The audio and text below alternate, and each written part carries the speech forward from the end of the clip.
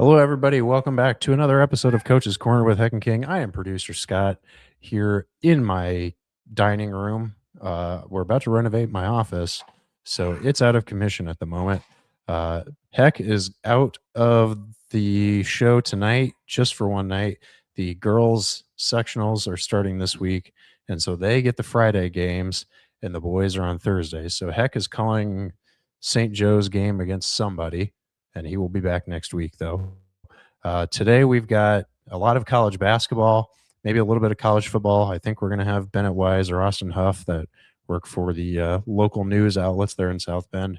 And then we'll get right into the upcoming Super Bowl, which I listen to a lot of sports talk radio, and there seems to be a decent amount of hype around it, but it seems like it's a lot of just football focus. So, and then the other thing is I made new graphics. So I want to know what people think about it in the comments, in the chat. Leave a review on Apple or Spotify, wherever you listen to us, watch us, whatever.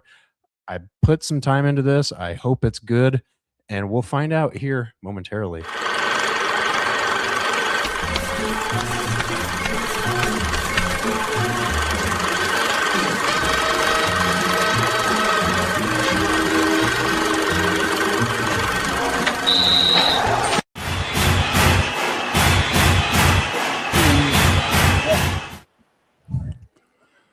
Hey, welcome. Here we are tonight. Welcome to Corby's on a little warmer Thursday night. Yeah, warmer than than last little bit.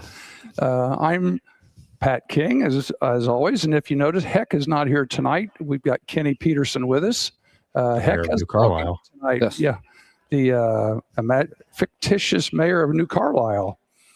So not according to my close friends. They do call me mayor. They do call you mayor. Yeah. You've been over there long enough that you can do that. Yes, exactly. But Heck has a ball game tonight. Big night for high school basketball for the boys here on Thursday night statewide. Yeah. Because girls are having girls sectional this week. You and I've been busy Tuesday and Wednesday with girls sectional over at Penn, and we'll be busy again tomorrow night. Yep. And Saturday night. So in the meantime, the boys' schedules this week are tonight. Right. And there's games statewide, as I said. And then the boys will also, a lot of them play Saturday. And most of them are playing Saturday afternoon. So if the girls would happen to get to the finals, they won't be playing at the same time as the girls. Plus, they got officials. Yes. Now, you were mentioning before we came on the air that St. Joe has a game coming up Saturday night, the boys. They do. They're playing a team out of Chicago. Mm-hmm. That's supposed to be really. Look it up. I'm drawing a blank on it. Heck knows who it was because he tells the story about how Donovan McNabb and somebody else play for that team. Is it Vocational Tech? I wonder. No. DeMatha?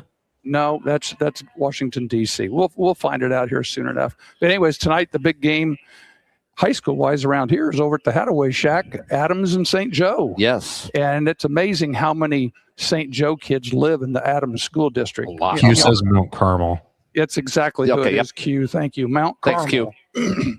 They played last year over at Mount Carmel, and we're still working on finding a TV station because we know one of the Chicago TV stations are coming over here Saturday to do that game live so we can tune in. And I think last year it was the ABC affiliate here in South Bend picked them up and put it on one of their other stations like My TV or Me TV or is it going to be Waddle and Sylvie?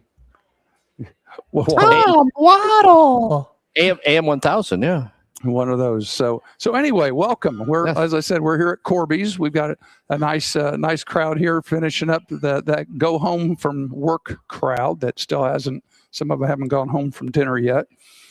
Scott's with us from beautiful Texas. It's a little warmer there than it is here. Thought we'd open tonight. What do you got? We got it. The game on Saturday night between Mount Carmel and St. Joe will be shown on Fubo Sports. You can watch it live, and it's also on the U. So that would be, what would the U be here in South Bend? I don't think there is a U. Maybe know. On My Michiana, maybe? Yeah, or My Michiana, which is what channel? That would be My TV or Me TV, one of those. Yes. So we'll look it up, and we'll post that on our website. I know tonight's game with Adams and St. Joe, if you type in rrsn.com for Regional Radio Sports Network, They had a 5:30 start, so they probably going to start around 7 or so. You can check out Heck and his crew doing the St. Joe game tonight, and that should be a good game. So anyway, Scott, welcome. Present. Yes. Always here. I never get a welcome though, so I guess it's nice. Well, how about this? There you go. There you go. Without getting too involved, you had one of your Christmas presents you used today. I think. Yeah. You guys went to the Who Fort got Worth us that? today. Who got us that? Was it you guys? You're Santa Claus. Okay.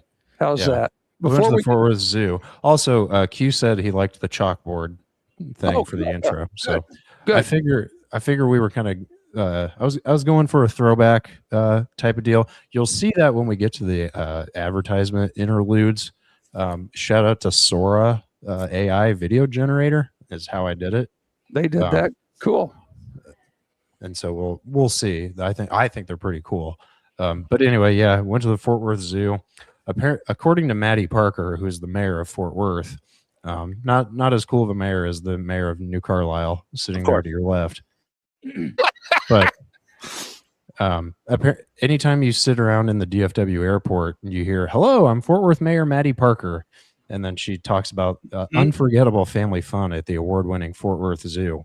So we were over there for a decent amount of time today. Some of the animals they didn't have sitting around, but we saw some cool things. We saw some lions, some tigers, an eagle. No bears.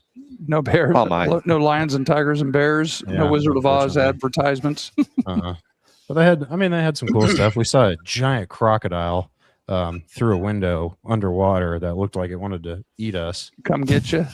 And then DJ DJ fed lettuce to the giraffes. So Oh. Well, but he DJ. said, don't touch the giraffes. Okay. Well, You can feed them, don't touch them. Just don't touch them. We're supposed to be down there. It's I like a think giraffe strip club. we've got an invitation. You've got a daughter there. It's about to turn 1 here in another month or so. Is that right? Indeed. It's hard to believe, isn't it? No. When's her birthday? March. March March something. 11th. Oh, there you go. That's right between she's sectional and regional. Yeah. I'm going to miss. I think I'm missing boys regional. Okay. I think I'm going to be in Texas for that one. And she's walking, and she's walking very well, although sometimes she still gets a little clumsy. And she got a nice little shiner on her That's forehead cool. from the Well, parking lot. Yeah, those are all. We didn't even make it into the zoo yet, and she already fell. Did the crash and the crash Crash and burns. burn, yeah. How soon do you get her a soccer helmet to wear Those- to keep that forehead intact? That was one of those where you're like, "Ooh, are you okay?" You fell. And then about 4 seconds later, the cry. Yeah, the delayed reaction. And now, as I remember, Delayed one. from the old days, the time between the crash and the sound will tell you how badly they're hurt. Ooh, From the inhale. You have to, From you have the to wind inhale. up for it. Yeah, for the wind up, for the scream. Where it's So like, you guys that have grandparents understand what I'm talking Yes. about. So hey, let's get busy, Scott. Let's talk about, it's Super Bowl week. Yeah. It's Super Bowl week, and the one thing we were talking about before we came on the air is they had 2 weeks to talk about it. And the one thing I like about the Super Bowl, one, I really don't care who wins. Right. So I'm just going to watch, enjoy it, hopefully enjoy some good football. Not even going to get involved with all the halftime stuff that they want to worry about, because I'll probably change the channel and watch something else. Or you didn't realize it was Happy Gilmore's caddy? Oh, is that it? Is that it? Yeah. Exactly. You should be working at the snack bar. Yeah, whenever we'll do that and go get some food, in between half times and talk about what we saw. So I was gonna say, but with the length of the halftime show now, you could probably go out and have a 3-course meal and then still be back by the beginning of the third you quarter. could probably go get a delivery, couldn't you? You wouldn't even have to have it delivered to the house. You could go get a carry out. Well, here's the toughest part I think about when you look at the Super Bowl guys. Normally halftime's 12 minutes in the NFL? 15, I think, but yeah, 15. You're talking 25 in the Super Bowl, aren't you? at least. I mean, that's got to be for a coach and a coaching staff and players. That's got to be a major adjustment sitting there, from 12 to 15 minutes to potentially 20 to 25. I think it'll be they'll welcome it because Oh, sure. it's more of a college halftime, Right. that you have. 15 minutes is not very long. You don't get much done except you go in, you go to the bathroom, you run through the little snack bar that they have. Most of those guys will grab something to eat or drink. Some of them will take their shoulder I've heard a lot of them on. like Uncrustables. Yeah, is that it? Mm-hmm. A lot of them will, if they, depending on how hot or cold it is, they may take their shoulder pads off and put new shirts on underneath their shoulder pads and just maybe get warmed up a little bit, and depending on the weather, and get back out there. But hey, so apparently, according to SportsIllustrated.com, the halftime at the Super Bowl lasts between 25 minutes and a half hour. Okay. Wow. So there you go. There you go. That works. And now let's see. Seattle's a favorite. If you're doing if you're trying to decide if you want money, what is it? I think it was said 4.5 point favorite. And I think that's okay. If I had to pick somebody, I'd probably pick Seattle right now. But again, I really don't care. Right. The thing I like about it is you've got some, I'm going to say, new teams. And qualifying that, Scott, we mentioned that earlier. New England is not a new team. They've been there more than anybody here this recently. Is their 12th appearance. Yeah, but it's new players. The players that are there for New England, I asked you earlier, are any of those guys repeats from the previous Super Bowl? And I can't. When's the last time New England was in the Super Bowl? 2019. All right, so 19. So that means they would have had to be with the Patriots since 19. And they've rebranded that entire team. And Scott, you were looking at some stuff. They're talking about the quarterbacks. Seattle, Sam Darnold has been there a couple of years. He came over from the Jets. The Jets, it didn't work out. They basically discarded him. Threw him to the scrap heap. Yeah, pretty much, and Seattle picked him up as basically a backup. And was that when Russell Wilson was out there? I think so. I think he might have come out there as a backup for Russell Wilson, and then he moved on. And he kind of just inherited the job and has done very, very well. This past off season? No, it's been how long has he been at Seattle? It's been 2 or 3 years. It's just been this year, because last year he was with the Vikings. Oh, I beg your pardon. See, that's right. I haven't done my homework on that. Here. I haven't done my homework. Thank you. So the spread is Seahawks -4.5. Okay. The total is 45.5. Yeah, I think I saw that. Is Seahawks -230. Okay. So I mean, as far as Super Bowls go, that's a decent spread. I would have thought, like most Super Bowls, you get the line between 1.5 and I mean, really just between a pick 'em and 1.5 or so, right? 2.5, which means a field goal would win. See, at 4.5, you're gonna have to score a touchdown. Mm-hmm. Exactly, and 4.5 means it's 17-13, you lose. Right. Well, yeah. One of those deals. So you're looking at a 24-21 ball game for your 45 points for the over/under. Well, let's talk about New England's quarterback, Drake May. He's young. Yeah. He was in the 2024 draft. He's part of the New England rebranding, the New England restructuring that they've had since Belichick left. And now they're on their second coach since Belichick left. Yeah, and they're in the game. And here they are. Scott, you've got a list. Name some of those people we were looking at. Who else was in that 2024 draft that included Drake May? Drake May was from North Carolina. Correct. So had a very good college. Who else are some of the names that were in that 24 draft? So I'll give you the top 10. Well, I'll give you the top 12 because number 12 is an interesting one too.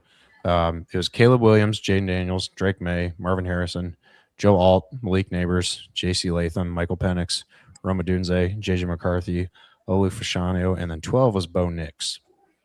Okay. Denver. Interesting. So, I mean, a decent quarterback class. A lot of quarterbacks. A lot of quarterbacks named. But then here, the 2018 draft was Sam Darnold's draft. That was Baker Mayfield, Saquon. Sam Darnold was third. Denzel Ward, Bradley Chubb, Quentin Nelson, Josh Allen, Roquan Smith, Mike McGlinchey, and Josh Rosen. Josh Rosen. There's some names. That was a crash and burn. You said it, not me. But the way this game is shaping up, fellas, I think it's going to be a hard press for any one of these teams to get. If you get to 21, that may be enough to win. The way the defenses have been playing, the defenses have played very well. And let's face it, the AFC games have been played. Well, both of them been played in cold weather. Yeah, Both teams are. I mean, did you watch the AFC Championship in Denver? Then in the blizzard, it seems like so long ago now, but I mean, when it started, they showed time lapses. Yeah, it was clear at halftime. Yeah, and then they showed time lapses or just snapshot pictures from the start of the first quarter, end of the first quarter, start of the second, end of the second, and then when they got to start of the fourth, like it was snowing, and then when they got to like however long was left, 5 minutes maybe, when they finally got everything together, it was like white out blizzard, like the whole deal. So like some of those decisions from Denver not to go for points earlier in the game really screwed them, because now they're sitting when they couldn't kick a field goal, and Adam Vinatieri wasn't coming out of retirement anytime soon to kick a ball in the snow. So they were kind of SOL at that point. That's one of those games where you need like a weather coach, because as you prepare, it's like, okay, we got to score so many points by the time this blizzard comes, because we ain't going to move the ball much against any defense once the snow, and it proved out to be true. It's so then here's the question: does Sean Payton and Vrabel, do they go to one of their staffers and say, hey, you're on weather duty this week because it looks pretty bad right around game time, keep an eye on it? Sure, I think so, simply because it gives you a sense of urgency in your play calling. Well, they're playing in Santa Clara. Yeah. Well, this week, no, but I mean 2 weeks ago, 2 weeks ago, I understand. But this week, they knew there was going to be a crap load of snow in Denver. Yeah, they just didn't know when. Yeah, they just didn't know when. And do you think somebody could have been on their phone looking at the radar during the game and like elbowing Peyton on the sideline, being like, "Hey, somebody had the radar pulled up. It's a half hour out." Yeah, because you got, like I said, you got to have that sense of urgency, because, like you said, once the weather came, it kind of neutralized everything, and Peyton's couldn't call out Vinatieri. Yeah. So, you guys are listening at home. We can sit here and talk about the Super Bowl we want, but we're not going to solve it. I'm just going to, like I said, I'm going to enjoy watching it. And enjoy watching it. It's amazing what that event has become from what it started out 60 years ago, and its very incredibly humble beginnings. And I am old enough. I have seen every Super Bowl. Wow. I have seen every Super Bowl. I can still remember watching Super Bowl I out at the Coliseum. Were you AFL or NFL guy? I was NFL. I thought the AFL was like the minor leagues. And for the first 2 years, it was. Yeah. They came in the Kansas City Chiefs. It was interesting. The Kansas City Chiefs, who originated in Dallas. That's the Dallas Texans. Yeah, they were the Dallas Texans. Dallas had two teams, one AFL, one NFL. Yeah. They both started at the same time. They're like 1960 or 61, whatever it was. And Tom Landry, was the original coach of the Cowboys, and all those guys knew each other. Yeah. And they ended up, they said, hey, we both can't stay here. One of us has got to go. Yeah, and the Dallas Texans won the championship in 62, and then in 63, they were in Kansas City. Yeah, they headed for Kansas City. Yeah. That's exactly right. And then the next year, they played Oakland, and Darryl LaMonica. The Mad Bomber. Yep. Yeah, but the Packers with Bart Starr were just too good. But that was fun to watch. And, the stories you hear about some of the, like Max McGee was one of the was maybe the MVP of one of the games. It might have been the Kansas City game. Yes. About how he was the backup wide receiver. Partied all night. Didn't even come in. Came in probably still snookered, and came to the game. And Boyd Dowler gets hurt in the first quarter. And McGee goes in and has to play for him, has the best game he's ever had, and ends up being MVP. Yeah. Scored, I think he had 2 touchdown passes. To see how I can remember stuff like that, who knows? And you talked about the Super Bowl much. Super Bowl III was the ultimate turning point in this game, because that's where the AFL got their credibility. Yeah, because it changed. It became a spectacle after they won Super Bowl. If the Jets won Super Bowl III, this thing took off, and it's not stopped since. Yep. When Joe Namath came in and said, I guarantee a win, that's when all the media jumped on it, and they've been on it ever since. Yeah. They've been on it ever since. So anyways. And the Jets won that game handily that day. Yeah. Well, and because the Baltimore Colts, I said Baltimore Colts. Of course, the correct way. Yeah. Their quarterback was hurt. I think they were going with a third-string quarterback. It was Earl Morrall. Yeah. They had Tom Matty in there for a while, who was the running back. The whole, if you watch the Super Bowl III highlights, the play where Jimmy Orr is standing in the end zone and there's nobody within 20 yards of him, and if he scores there, it's a 7-7 game, and who knows what happens in the second half. He's standing all alone, and Earl Morrall never saw him because they got mixed the colors with the Baltimore band or some band down there mixed in with the Baltimore uniforms, and he threw over the middle where it was intercepted. Couldn't see him. Yeah. So anyway, Super Bowl Sunday. I think. Do you guys have picks? Does it matter? I'm going to take Seattle in a close game. Put something on record. Okay, I'm going to take Seattle as well. 2017 in that neighborhood. Well, that would be the under. Yeah, it's okay. That's fair. 20. enough. I think is going to be the magic number Sunday night. I think that's all they need is 3 touchdowns. Yeah, or something equivalent to 20. Close to that. Yeah. Okay. Because you get to 20, you're gonna be all right. Perfect. I'm gonna go. I'll go Seattle too. Seattle win, Patriots cover. I'll be like 21-20. Ooh, that's closer. I thought it would be.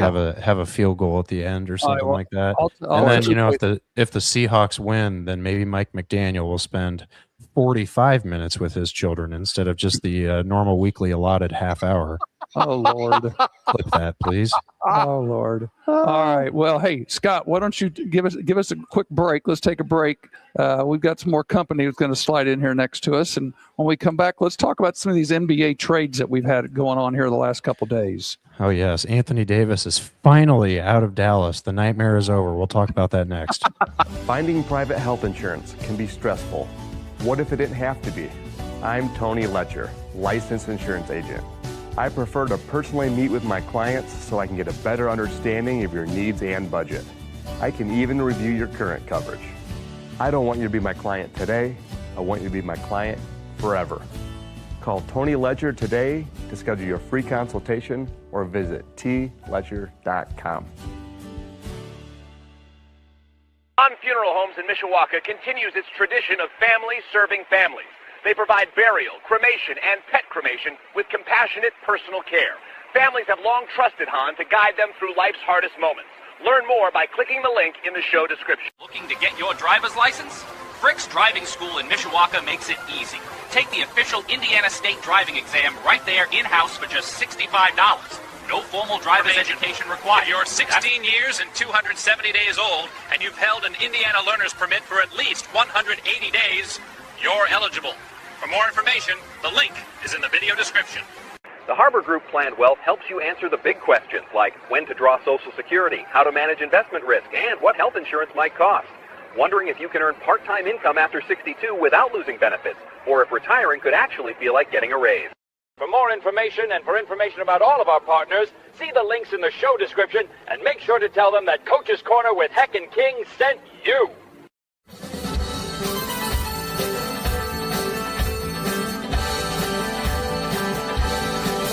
Back with more Coach's Corner with Heck and King. Thanks as always to the Black Sedan Band for the music coming in and out of these breaks. If you're interested in booking them, that you travel, head on over to blacksedanband.com and give a special shout out to their drummer, who happens to be Heck's brother. And now, here's more Heck and King.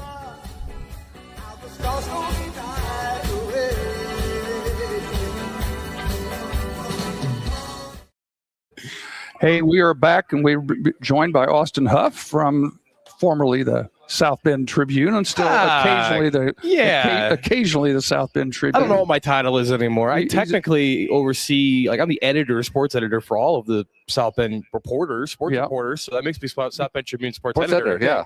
Kind of been promoted a little bit. Well, does that include the Notre Dame guys too? Yeah, oh, really? Yeah, I get all of it now. It's very exciting. I got you get to tell Tom Noe what to do? No, not really. Tom does his own thing, man. Okay. I let Tom and Mike Berardino do their thing, man, and I just do kind of stay away from them. Huh? Let them do their thing. Yeah, man. They're veterans of the business, man. I don't gotta control them much, so they know what they're doing. Well, welcome. We're going to have more in here. Bennett Wise is going to come in here in a little bit too from WSBT. He's got a couple things he's got going on, and I figure between the four of us, we'll spread out a little bit more. And I just came for the free pizza. So. Well, we've got it ordered. It's ready. So, Scott, we're finished at 8:00 tonight, by the way, because that's when the pizza's coming in. Mm-hmm. Okay. I wanted to be here at 8:01, but they talked me into 7. I told him I'd be here at 7:50. Give me 10 minutes. Hey, let's talk about this. The NBA trade deadline was what? Today. Yes, it was today. Yeah. Today, and there were some last minute ones, and the ones that we know a little bit about. Anthony Davis, Scott, you mentioned Dallas has finally got rid of him. The end of an era. And how do you spell that last word? ERROR. Okay, just checking. Just checking. PEACEOUT. I understand. Hold on, guys. This just in. Scott got traded for a 2nd-round pick by the Bulls. Unbelievable. At a pilot day later. The Bulls have 15 second-round picks now. Well, and James Harden is going to Cleveland. I saw that. What about Jaden Ivey? Jaden Ivey's a Chicago Bull. They interviewed his mom earlier over at campus, and she said he had 4 good years. Very thankful at Detroit, and is looking forward to. She was coaches speak stuff. Of course. Looking forward to that, Pat. You know how it sounds. Looking forward to the next chapter. I always thought that I kind of felt bad in a sense for Jaden. He had a top 5 pick, and injury last year was so brutal, obviously, and Cade Cunningham just becoming a superstar player didn't help his cause too by getting minutes in that lineup. So, I mean, he might start for the Bulls legitimately. Josh Giddey is about the only starter left for the Chicago Bulls. So Jaden Ivey will get some serious time. And there were a lot of guys. There were a lot of guys on the score today who were really criticizing the Bulls in terms of it. Just seems like they're just going through the motions right now. They got rid of all the expiring contracts, which was what their main goal was like basically like have no one on 4 months left because they're all going to leave anyway. It's 3 years too late to do this rebuild. I don't even know if they're going to rebuild. They still might be at the 10 seed and get in this play-in thing because no one else is going to want to be in the play-in thing. But if they're serious about the rebuild, they should actively not try the next 2 months. Well, try to get in the lottery and get lucky that maybe you get a top 5 pick. I think a lot of these teams are finding out that if they're not the 5 or 6, 7 at the worst, they don't want in. They'd rather be 15. Because this draft class is so good with the freshmen that why would you not want to be in the lottery? Right. The Bulls need to get lucky somehow and get like Cameron Boozer. Get some more ping pong balls where they've got some more options. And then Boozer, Coapete, because Carlos played for the Bulls Houston. Yeah. That'd be cool. And we're finding out that so many of these guys, they get drafted and 2 years later, they're someplace else. Exactly. They're back playing college. Yeah. I mean, Purdue wouldn't mind having Jaden Ivey, I think, right now. They got a good backcourt. But Yeah. Would that take the athleticism? Yeah. Well, I know. Well, and I'd take Miles Colvin back right now. That's a good point. Yeah. Hey, the news flash, Scott, I posted some stuff on my Instagram, on the Coach's Corner Instagram. The Pacers. Follow us at IND Coach's Corner on Instagram. There you go. The Pacers have a new. They had a trade today too, and you're gonna have to help me with some of the names. Mathurin is gone. Matherin's going to the Clippers. And gosh, I wrote. They brought in. Didn't they bring in Rui Hachimura? No, they brought in Ivica Zubac. Zubac.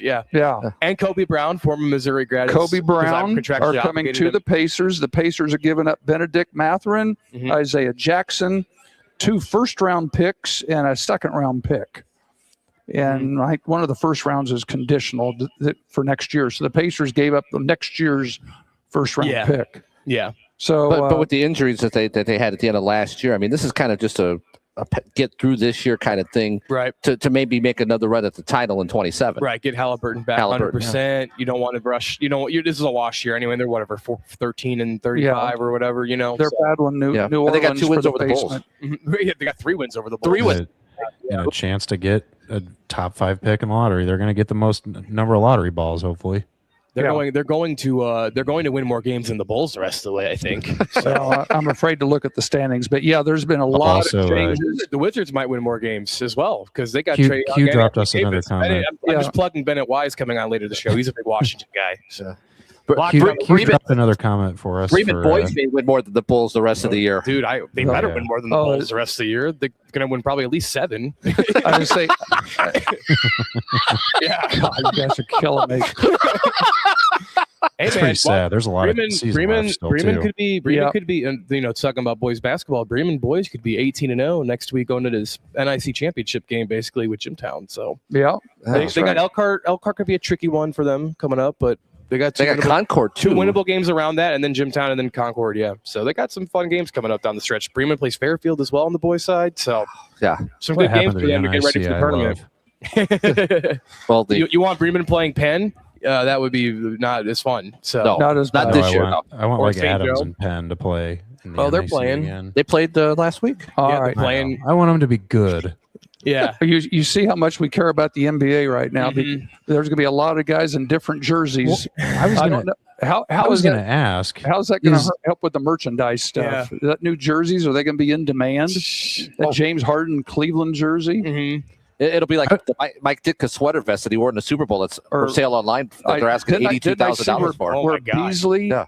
Beasley is on his 10th or 12th team, I think. Yeah. It's more than that. Dennis Schroeder, I think, is actually at 11. Yeah, that's what I meant. Legitimate. It's crazy. Yeah, there's some of the guys that just keep getting traded. And then somebody they mentioned today got traded 3 times in 24 hours here in the last couple days. I know the Bulls traded one. Like they took in Dario Saric and Mike Conley, and then they traded them both the next day. Okay. So those guys had 24-hour shelf lives as Chicago Bulls. Wow.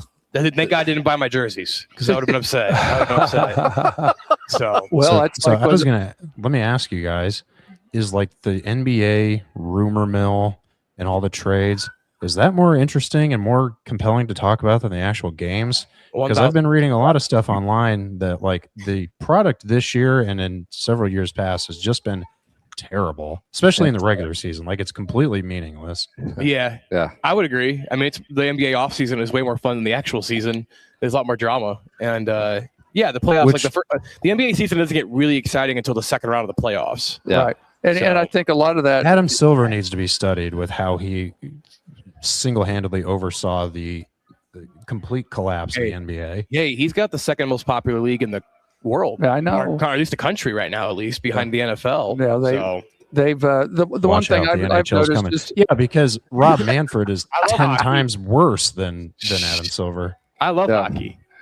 And get ready don't get me started on Gary Bettman.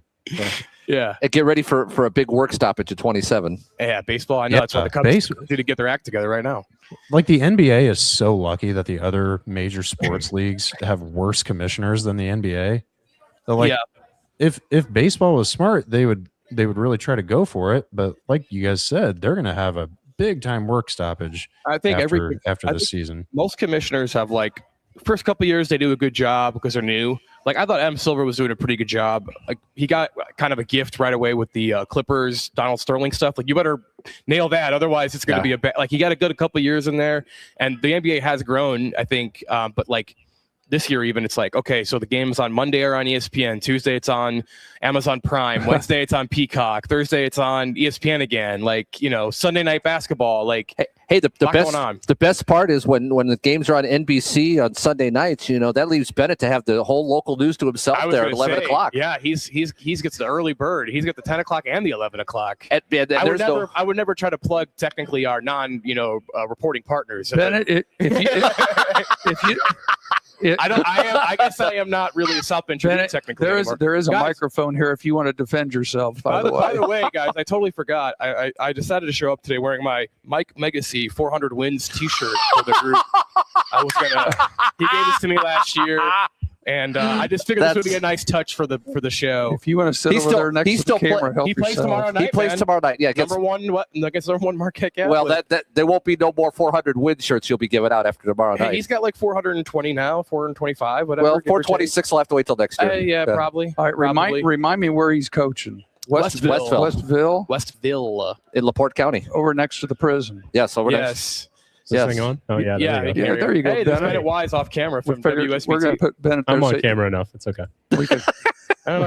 I was going to say. Here, I can turn my thing on. I can point this one at you. How's that? I think we're good. We'll get you around here during the break. How's that? Mm-hmm. All right. Well, hey, while we're talking about pros, let's shift from the guys to the girls. Didn't I see where the WNBA Players Association turned down the latest proposal?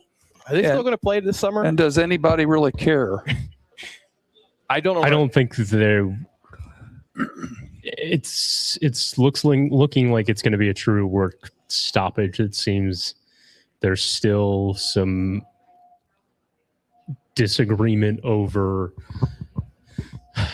salary, but also accommodations. It's a whole different list of things, and they do like the Europeans do. They provide living arrangements for the players, right, in the town that they're playing as part of their contract. Travel, travel. That used to be a big whole issue. Was commercial versus private travel, like all men's teams do.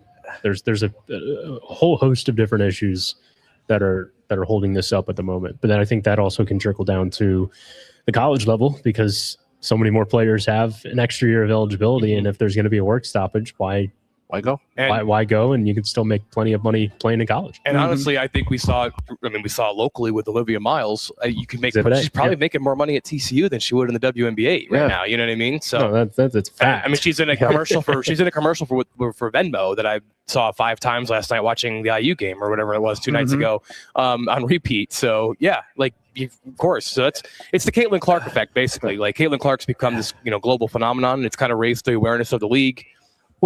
Well, how much of this is people like Angel Reese, who's really been kind of the spearhead of this whole? Because I kind of sense that she's the one that's really kind of been the one saying we want as much money as the men, kind of thing. She's been kind of the driving force. She might be one of those more vocal spokespeople, but again, like I said, I think it's the Caitlin Clark effect, basically, of like this women's basketball in the last 5 years, 6 years has been 10 times. It's grown probably in 10 times in popularity just because of her, and Angel Reese is part of that too, but.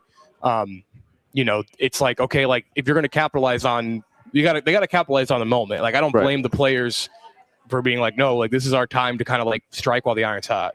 So, but it's also too about future growth. Right. Exactly. That's Exactly. And they're adding more teams, right? They're adding a new team basically a year for the next 3 or 4 years. So, it's all of that. So calendar wise, one of the things that they've already missed was their expansion draft, is what I understand.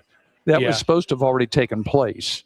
I'm not 100% sure on that. And I'd have to check the calendar, but I think that date has come and gone because what's the girl from the Fever, the Cunningham girl? Is that her? Sophie Cunningham? Sophie Cunningham. She's not even there anymore now, though, is she?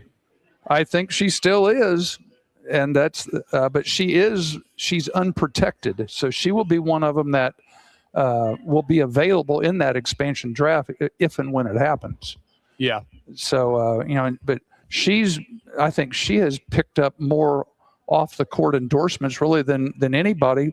And if you think is she a star, or is she just somebody that has come off of the Caitlin Clark coattails? I mean, obviously, as a Missouri grad, I have to defend Sophie Cunningham, Missouri legend. But I understand. But no, she's like a not like a star, but she's one of the better players in the league.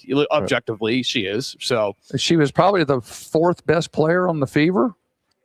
I don't know. Yeah, at least third behind Aaliyah Boston. I don't even know. I don't even know if she started. I think she played a lot. I think she did. It's a little bit of both. Yeah. I know she was. Well, Clark's injuries affected a lot of things too. I think so.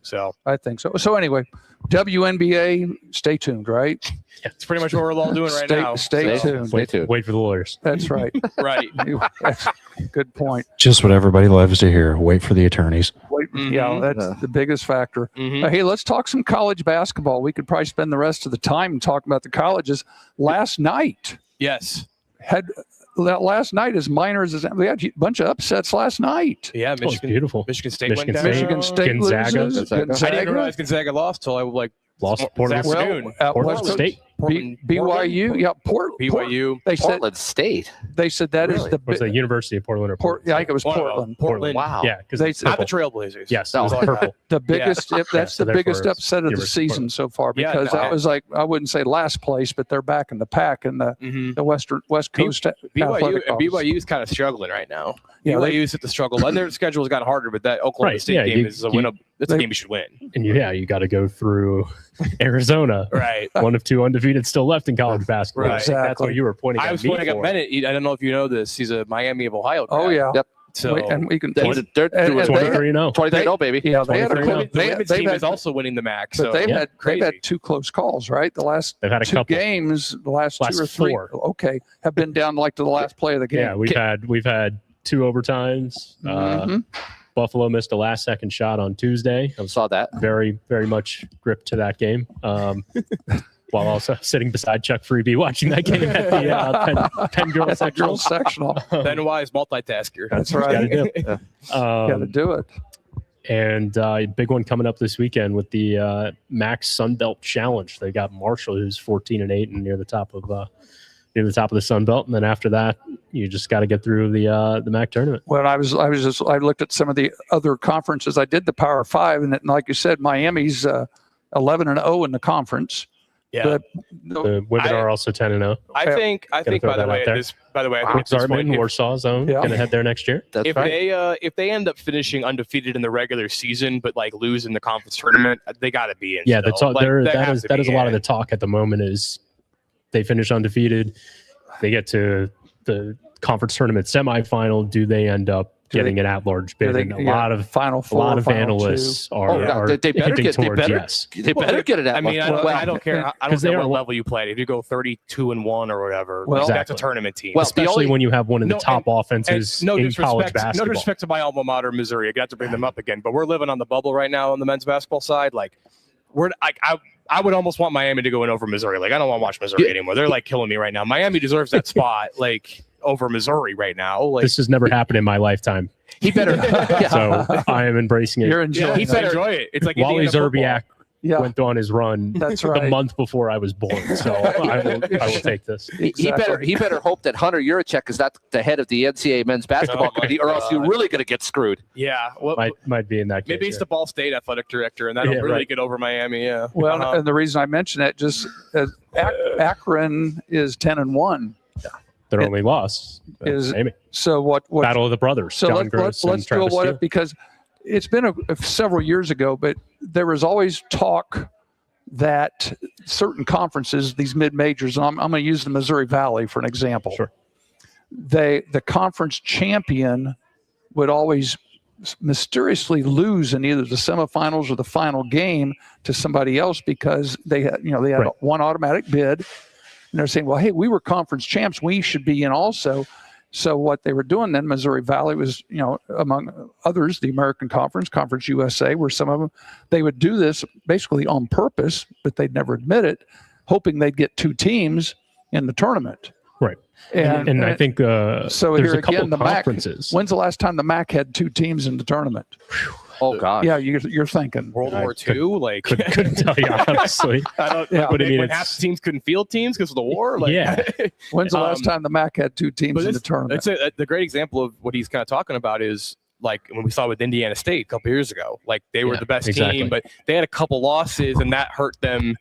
Like, I think if Indiana State had been undefeated, Bennett almost sneezed. Sorry. We're good. We were If Indiana State had been undefeated and lost, they would have gotten in. But they had lost a couple games, and it was like, well, can't put them in. And well, speaking of Indiana State, where'd those guys go? St. Louis. Yeah. Right.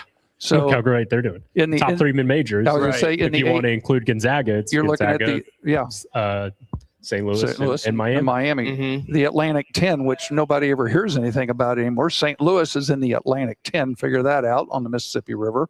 They're 10-0. Well, Atlantic Coast Conference. I know. I was going to say, the names mean nothing anymore. Exactly. We've had a couple eventful Notre Dame sporting events out on the West Coast because of the ACC this year. So. I was all ready to come in here. George Mason has been playing very well. Patriot League. They're in the A10 now, too. They're in the A10. Exactly. I grew up 25 minutes from that place. I don't even know what the conference is. George Mason loses to Duquesne last night. The Dukes. So they're...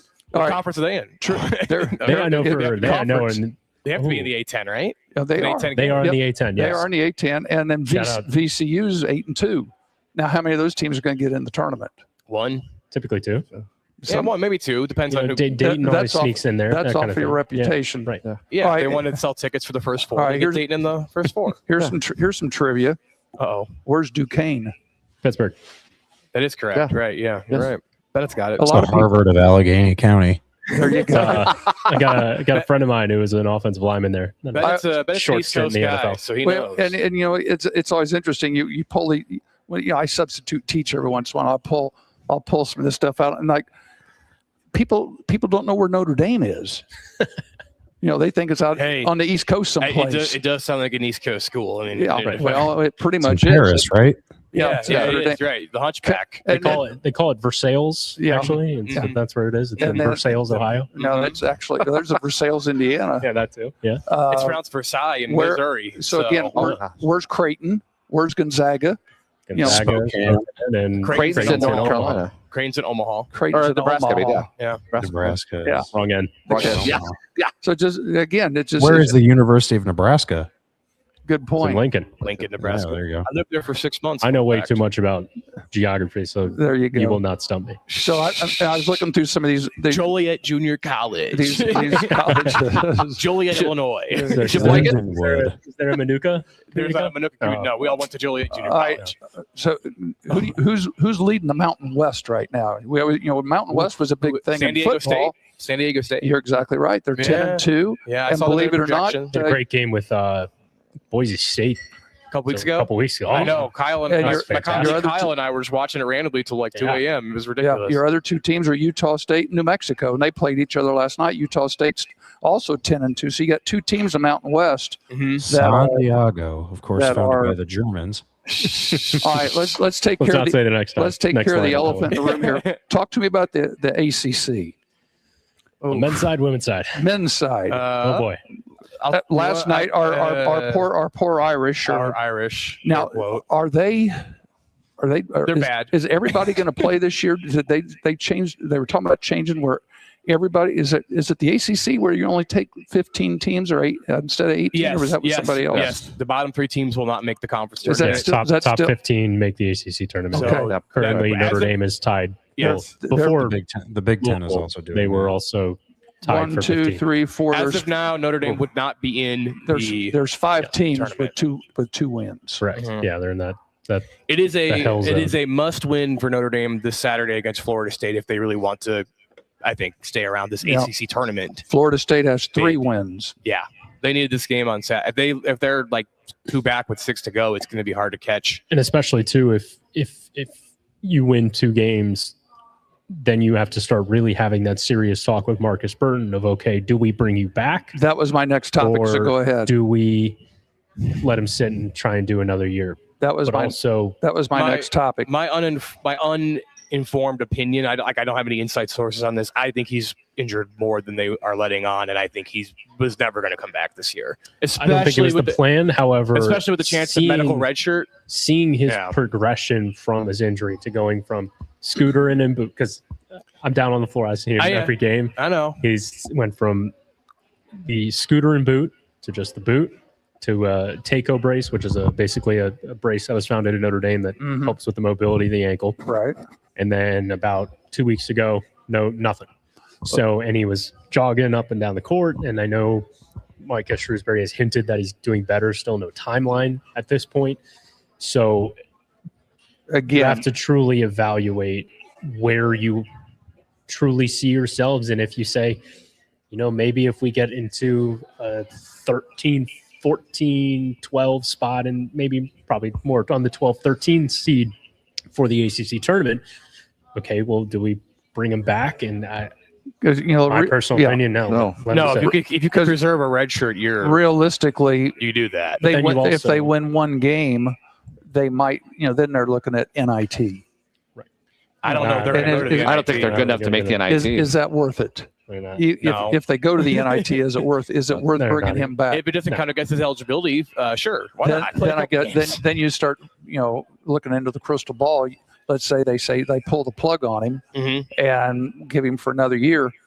What happens then? Does he end up in the transfer portal and says see you later? And that's what you also have to take into account is with the coaching situation. Is if they do move on from Shrewsbury, okay, do you still keep Burton? Obviously, he was a great recruit and stuck around for Shrewsbury, and he's dabbled with the NBA and the transfer portal in the last 2 years. Is it a package deal? If Shrewsbury stays, I stay. You just don't know. Those are topics that Garrity will have to take care of in the and the And administration. I would imagine they're already on it. I'm sure they are. I'm sure it's a topic. I believe that Micah can get one more year just because Marcus did get injured, and they were 7-3 basically without him, and now they're 11-12. You know, like he gets the benefit. Like this whole team is basically coming back minus Carson Tout.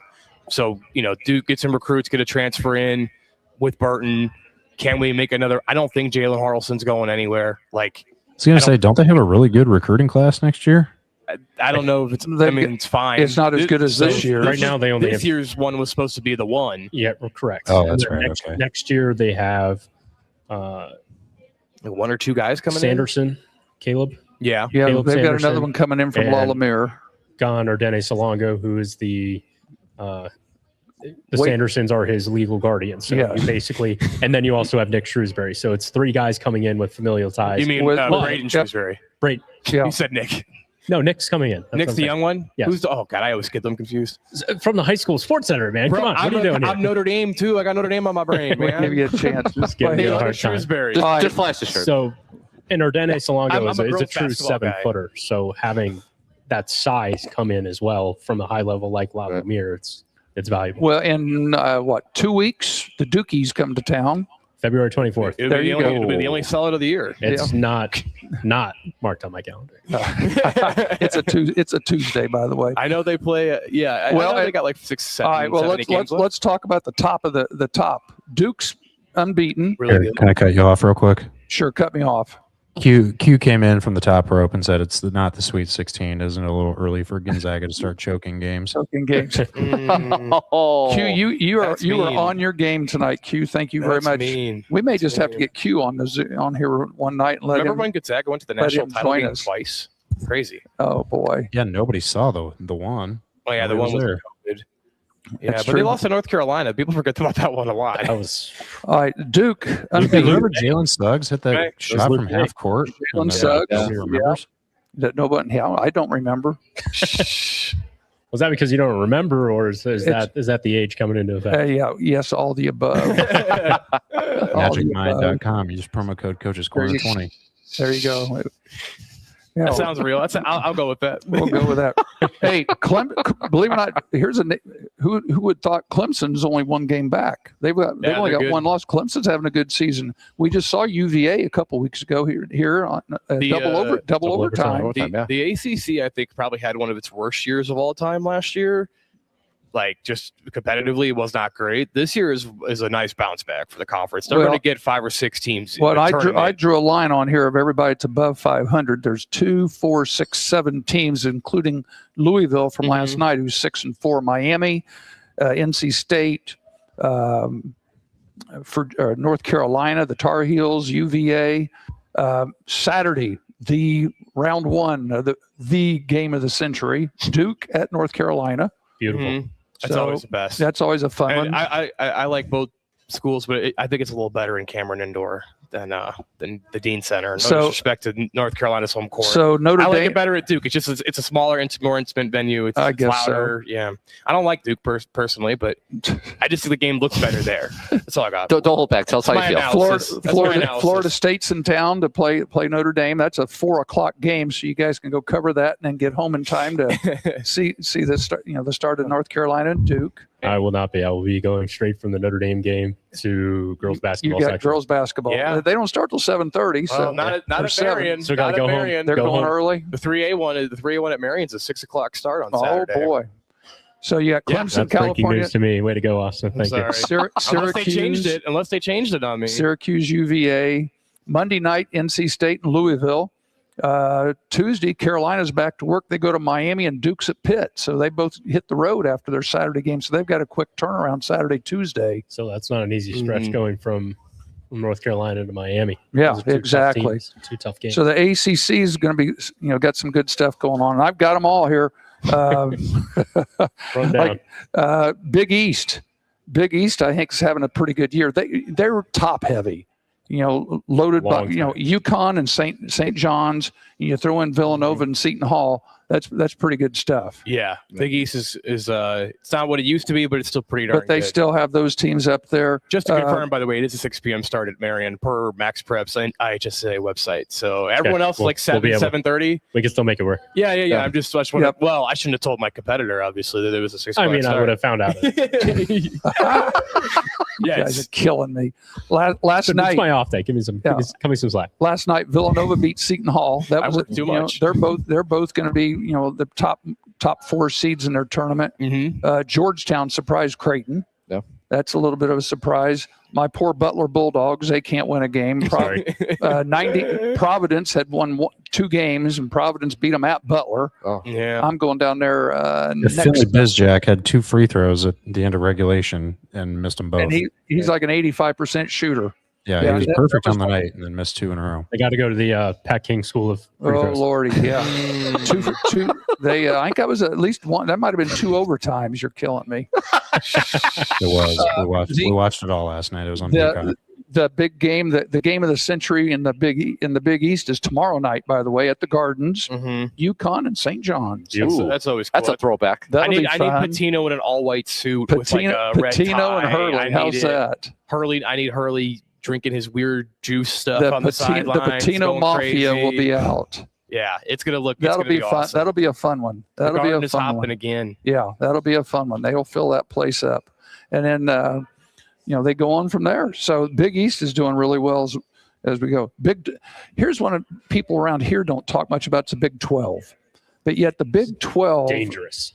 always has. I mean, if you talk to enough people, they're going to tell you the Big 12 is the conference right now. I think so. They're better than any other conference in the country, including the Big 10, including anybody else, the ACC. Not many bad teams in the Big 12 right now. And I've got listed, again, 7 or 8 teams out of the Big 12. Arizona's number 1. And Houston's only lost 1. They won one last night. Kansas is having a bad year. They've lost 2. Iowa State's lost 2. Kansas is also down year for them. But also they've had some players. Projected number 1 overall pick in Darren Peterson. Yeah. No relation, Kenny? None. Okay. He has far more basketball talent than me. He must be on a minutes limitation. Didn't they pull him in one of the games? Slowly making his way back, and I was watching that game in the office the other night against BYU, and it was just one of those things too, because Kansas won that game. It's close late. Kansas is starting to figure it out. Kansas beat BYU last week 90-82. Yeah. That's probably the one you were watching. They're starting to figure it out, Kansas. I think they're going to be a sleeper, dangerous team probably come March. I wouldn't even And who's been playing really well? Who's been playing really well? Flory. Yes, been doing good. But Dunga's done really well. Yeah. He did a great job on Debanza. Yeah. Easily their second best player, I think, right now behind Peterson. Yeah. So it's another Indiana. We'll call him an Indiana player because he went to Kokomo. Yeah, he's an Indiana guy. Yeah. It's again, you got it. Do we claim Trent Sicily though at IU because he went to an academy for his senior year? That's the real question. Well, it'd be the same thing as Jordan Knight or was Jay Knight. But Jay Knight went to an academy in Indiana. So Hey, never left Indiana. I guess. Just because he didn't State, play at an IHSAA school. Yeah, Iowa State beat up on K-State. Kansas, you were mentioning Monday night, they beat Texas Tech. Texas Tech's kind of sneaky. They're sneaky. They're kind of a Jekyll and Hyde. One week they're really good, and the next week. But they've had a lot of close games. Huge fan of Chris Beard. Yeah. Was that the game? Was that the game he left early? Was that Beard or that? I can't remember. I mean, that was in the Southeast Conference. Somebody left early. I know an Ole Miss coach got tossed the other night. Yeah, it was Mississippi and Tennessee. Yeah. But Texas Tech was 64-61. Last night, Oklahoma State beats BYU 99-92. That was for you people that went to bed early. You missed that one. I did go to bed early. And Houston beat Central Florida. Central Florida's hanging around. Yeah, they're going to be a bubble start to the year. I got a buddy of mine who's in the Gannett family there. What? Austin, who's a sports editor down there in Daytona Beach, and they cover. He's on the UCF side of things as well. Okay. And he was very optimistic, especially given the amount of I believe they had 7 or 8 transfers. Yeah. Wow. And they Interesting. had a great start to the year, upset somebody at home early on, and are definitely a building program and could be one of those fringe teams come March. Houston Saturday, Houston and BYU. That'll be a telling game Might here. be, I don't know. It's not like must-win territory for BYU, but they need the vibes to change big time because it's kind of going negative right now. And Samson was on. They had him on post game from last night, crying about they're going to have trouble keeping up with people in the Big 12 because they said Houston's broke. Yeah. So we don't have any money. I mean, BYU's going for it all right now with DeBonsta, and this is it. This is BYU's chance. Yeah. So he said we're broke now. Was it Rutgers that came public said they're in the hole? Many millions from the Big Ten. Yeah. They need to get out of the Big Ten. That's a whole maybe if topic. we didn't send our teams to UCLA and USC for a week, we could have some money. I think so. Monday night, Arizona, Kansas. That'll be a fun. That'll be fun. That'll be a fun. That might be a must watch, I guess. Hey, Scott, take us to a break, and when we come back, we'll talk Big Ten, and then we're going to talk some high school basketball. Medicare plans can be confusing, but they don't have to be. I'm Tony Letcher, licensed insurance agent. I can help you compare your options because I'm appointed with many nationally recognized carriers. With my help, you can find the coverage that fits your needs and budget. I don't want you to be my client today. I want you to be my client forever. Call Tony Letcher today to schedule your free consultation or visit tletcher.com. Looking to get your driver's license? Frick's Driving School in Mishawaka makes it easy. Take the official Indiana State driving exam right there in-house for just $65. No formal driver's education required. If you're 16 years and 270 days old, and you've held an Indiana learner's permit for at least 180 days, you're eligible. For more information, the link is in the video description. On Funeral Homes in Mishawaka continues its tradition of families serving families. They provide burial, cremation, and pet cremation with compassionate personal care.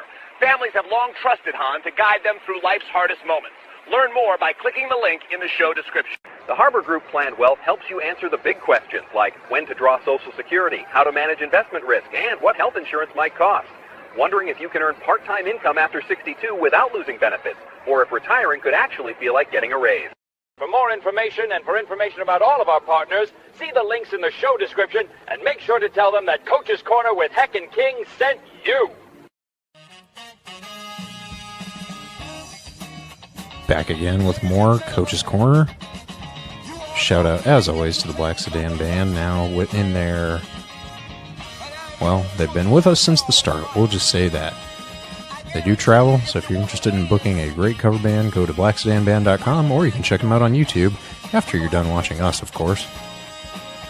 Now here's more Heck and King. That's funny. Hey, welcome back to Corby's here. We've got a nice crowd tonight. Appreciate the people here at Corby's. We've got pizzas coming up here shortly. They always have done a great job of taking care of us. Please check our website for all of our sponsors.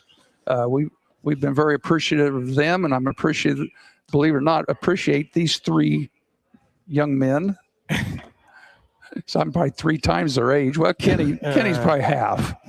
Yeah, double nickel. Yeah. Mm-hmm. I still got 20 on you. Yeah. You're 15 at least. Yeah. These two could be my kids.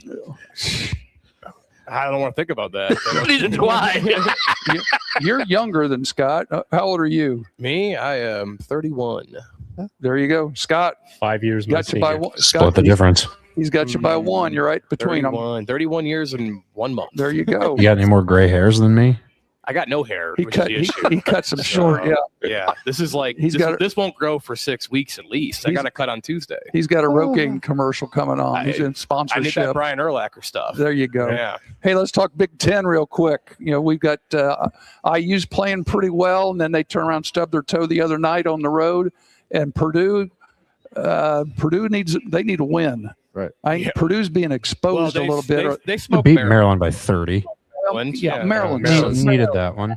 Yeah, Maryland, no, I mean, like Maryland's 1-9. It's a good vibe. Yeah, but you gotta beat the bad teams, and if you beat the bad teams by 30, then you're good. Yeah. And if you're curious right now, Michigan is currently beating Penn State 56-24. I'm going to say we've got it on TV. You know what's funny is like IU basketball, like living on the bubble this year, and I think most IU fans in any other year would be like, riding the emotional waves, but like football just won the national title, so like they don't really care, right? They get a pass. Yeah, like a couple people like, if said they make it great, if they don't make it, whatever. You know, a couple of people said, "Sorry, we're late to the game." Football lasted a little longer than normal. Yes, I did see that sign on Tuesday night. That was good. Yeah. What's up, Kenny? The Notre Dame stuff stayed out for a little bit shorter than it normally does. Yes. Yeah, exactly. Michigan's really, really good. Well, and Michigan State's really good. I want to talk about Illinois. Okay, yeah, we will here in a second. In a minute. Full disclosure, the three of you guys are here basically because the guest we were supposedly going to have called me yesterday and said, "Coach, I can't make it. I'm going to the ball game." So we're going to get Jimmy King on here in a couple weeks. His son is a senior in college now up in Michigan at one of the smaller colleges, and they got senior day coming up next week.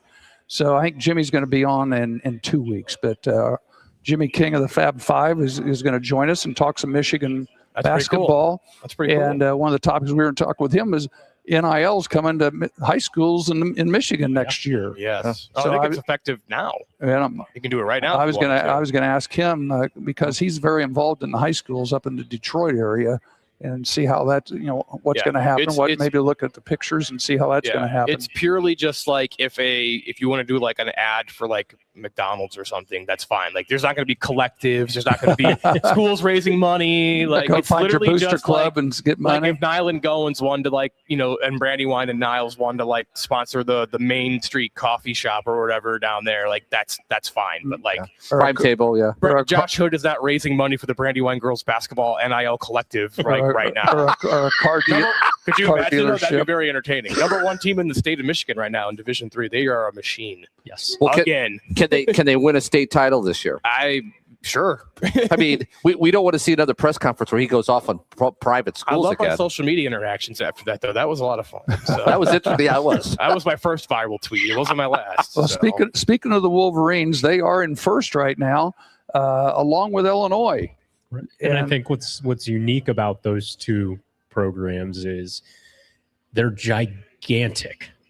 Michigan, when you can throw Morez Johnson and Yaxel Lendenborg and Mara and Will Cheddar all out on the floor at the same time, and they are 6'10", and well, taller. Cheddar's 6'10", but the other three are all 7 foot or taller, and they all can dribble, they can shoot, they can. I mean, it's remarkable that a guy can have a foot in the lane, take one step out and block a 3-point shot. I mean, that's crazy. It's an unbelievable formula, and Illinois has gone that way a little bit as well with the Avicic brothers and the lineup that they put out on the floor. And Keaton Wagler, my goodness, it's like where did he come from? The right? old cliche of like 3-star freshman. Yeah, exactly. Not one of those highly talented. And all guys. of a sudden, the spotlight came on at Mackey Arena a couple of weeks ago, and he hits Purdue for 46, and everybody's going, "Where'd this guy come from?" Is he? Yeah, exactly. Because his name's nowhere close to the top of the dry erase board on the scouting board report. It is now. It's that old cliche, man. Right, he's open as soon as he steps off the bus or whatever. Like that's pretty much what he is right now. And he's just playing ball. Yeah. He's just playing ball. Get that confidence. Illinois has hit the foreign exchange program. Exactly. Yeah, that's part of it too. Is that they have like the Avicic, just for example, both European pros that came over and are quote unquote freshmen. Yeah. They've been playing pro ball since they were 16. Exactly. And it's like getting Luka Doncic. Yeah, basically. Pretty much. Yeah. Pretty much. So Nebraska was undefeated. Second best story in college basketball probably this year behind Miami. Of course. Of Ohio. There you go. Thank you. We're not supposed to say of Ohio. I read Miami, Ohio. The OG Miami. It's supposed to be Miami University, or Miami, BU. Ohio. No. Yeah. That's about it. Yeah. When verbally saying it. Yeah, Miami of Ohio is not politically correct. Yeah. But Nebraska's got 2 losses. Michigan State. I've been fighting this fight for too many damn years. Right. I understand. At some point, my Miami of Ohio. Did you give up? Did you see the films last night of the Minnesota-Michigan State game? Michigan State has lost 2 in a row now, and there's a lot of stuff going on there. They had it going on at Michigan. They're talking about dirty play. There's stuff, elbows, legs, Jeremy trips. Fears 2 games in a row with a questionable act. Yeah, some what was the guy's name from Duke that's playing pro ball now that that was always getting Grayson Allen. Grayson Allen, yeah. They'd pull in a Grayson Allen on people. Izzo's desperate to win another national title. What can I say? It's got the roster, man. And, Michigan State said, we don't teach that here. And, Izzo said, I'll take care of it.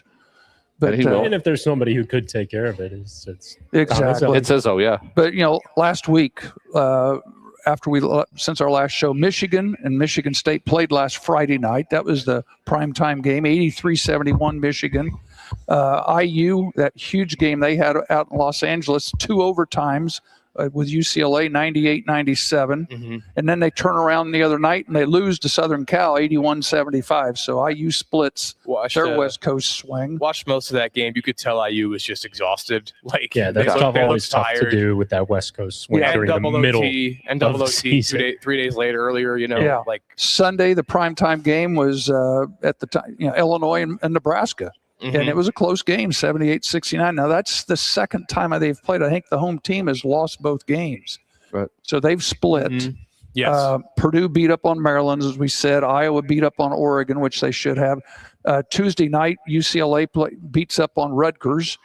I think that was out at Pollard Pavilion, I believe. That Rutgers is making the West Coast. Wilkerson had 33 the other night for IU. I know that, so he's playing really well. That whole roster, it can be anybody at one night. Yeah, that's a nice thing. That's the nice thing about Nick IU. Dorn's come out of absolutely nowhere. And he proved that in the Purdue game. Yeah, just hitting 3 after 3. He's been extremely hot. And then last night, Minnesota up in the barn beats Michigan State. It's a hard place to win at, man. Oh, and they proved it. They've won. They've been a couple of ranked teams. I think they beat Illinois. They beat Wisconsin up there. It's hard to win in that weird, oddly shaped. It's an interesting building. I've been to the barn. It reminds you a lot of Hinkle Fieldhouse. It does. It's got the elevated floor and the old overhang, balconies and everything like that. Illinois beat up on Northwestern last night. Why? I'm still wondering, why does Chris Collins stay at Northwestern? It's Pat Fitzgerald stayed there. Probably no expectations. I guess. Yeah. He's already the greatest coach in Northwestern history because he won a tournament game. I'm just wondering why he doesn't. Thanks to Bryant McIntosh. He must be happy to be there and he's content. He's not the administration, because he could go somewhere else. They're building a new football stadium. Yeah, they're focusing on their football and softball and lacrosse infrastructure at the moment. Don't sleep on Iowa. Iowa's sitting there with 4 losses. I mean, that's just Iowa. Kind of like football. Yeah, it's one of those. They're just hanging around. They're 8-4, just like football. And Iowa's a hard place to win. It's on the road. Still that Division II team that came over from Drake with Sturts. Exactly. It's been sorry. I'm so sorry, Austin. That's right. The victim of a 12-5 last year. That's those right. Tigers. I know. Back up. Tonight, as we said, Michigan State, Penn State are playing right now, and I think it's ugly. It's a 20 or 30 point game. Just confirmed. Yeah. Saturday, IU's got a home game with Wisconsin. That's Wisconsin's there. Wisconsin has 3 losses. Feels like a must-win. IU's at 6-6 right now, so that's a game IU needs to win. Yeah. Illinois, Michigan State on Saturday. That should be fun.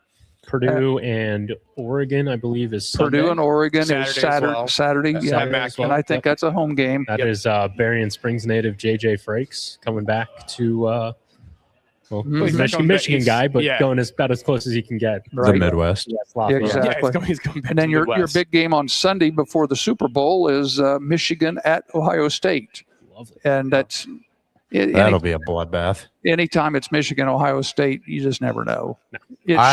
It should be a bloodbath. Bruce Thornton's still very, very good player, and Jake Diesel I had a soapbox to stand on about Ohio State basketball. Maybe later. Okay. Because Bruce Thornton is going to be one of the top 5 point guards to ever play at Ohio State and never make the tournament. Hey, one more conference. And this is the house that Aaron Kraft built, and he can't even make the tournament. That's disrespect to Mike Conley. That scars me. That's disrespect to Mike Conley. That is true. My son. Okay, but Aaron Kraft was like a 4-year starter. Mike was there for 1 year. Now, I love Mike Conley. Mike and Greg Oden are the reason that I cheer for Ohio State sports. Ohio State's because of Conley and Oden. Yeah. So he goes back that far. Hey, Southeast Conference. Texas A&M in the Southeast Conference is leading with 2 losses. Florida, 2 losses.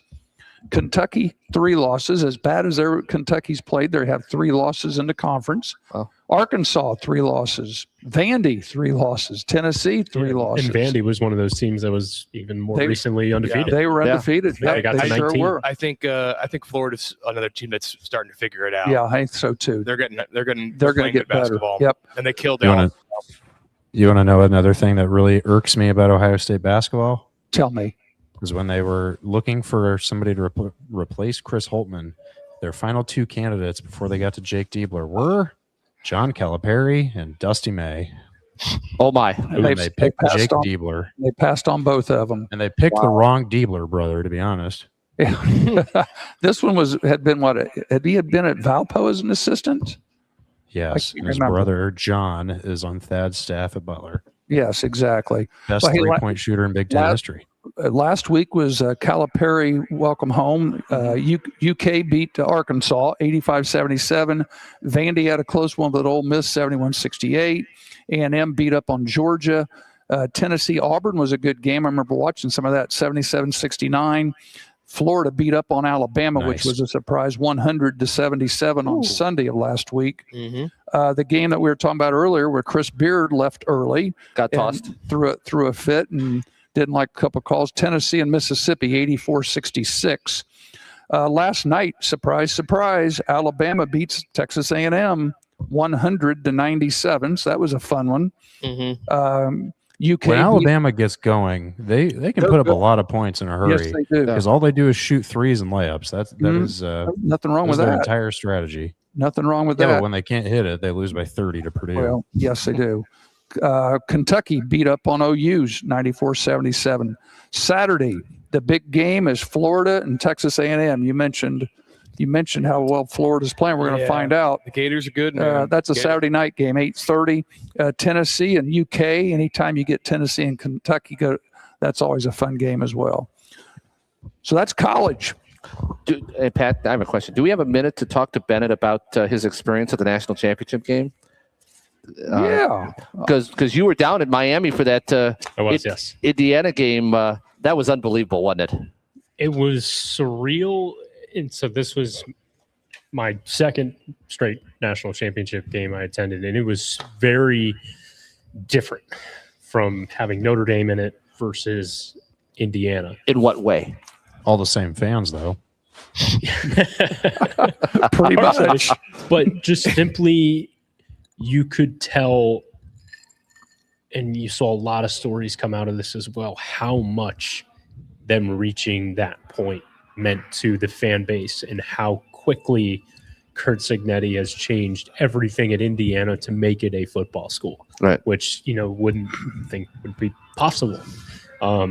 So getting that sense a couple days before, pregame, during the game, you just felt every single play mattering, which, I know coaches love to talk about, one play at a time and all that other stuff, but you could truly sense every person in that stadium, and I'm sure folks at home as well, living and dying every play, every single play. And I would say, last year it was in, the Dome in Atlanta, and this was outdoor in Miami Gardens, and it was louder, much louder than for Notre Dame. Well, you've got those people who are used to being in an assembly hall. Now they're watching a football game, so they've got. It was a better game too. It's a closer game. It was a good game. Yeah, Notre Dame made it interesting-ish. In the let me ask you something behind the scenes stuff. Mm-hmm. With the credentials you had, did you have different places you could be and not be compared to maybe some of the national media that was down there? What were some of the things you found out you could do and couldn't do? Well, I knew you kind of know going in, you got to be off the field 40 minutes before kickoff. You can go on the field as soon as the clock hits zeros at the end of the game. So it's pretty much, I'm doing live shots 4, 5, and 6 before the game. And then, I sat on the field for warm-ups and was down there for a little bit and just kind of watching and taking it in just how many people are down there and sports dignitaries and whatnot. And you got Mark Cuban walking around. And, right. So, I kind of knew 40 minutes before the game on the clock, that's when you venture up to your press box seat and sit up there, you start taking down some notes in the game, what's going on, start trying to formulate your story a little bit. And then by the time Mendoza hit that unbelievable touchdown run, that's when you start finalizing your scripts and start knowing what you're going to talk about. And then end of the game, it's just a mad dash as soon as that clock hits 0, because you've got the same privileges as a CBS or ESPN. I mean, you could have been right. ESPN could do whatever they want because it's their broadcast. Right. But, I mean, you could have been shoulder to shoulder. You could have snuck in there right next to him and stuck your mic in there at the same time for an on-field interview. You could have been down there with Andy Staples and Ari Wasserman. I was down there. I did see them. They're my favorite. Pretty much.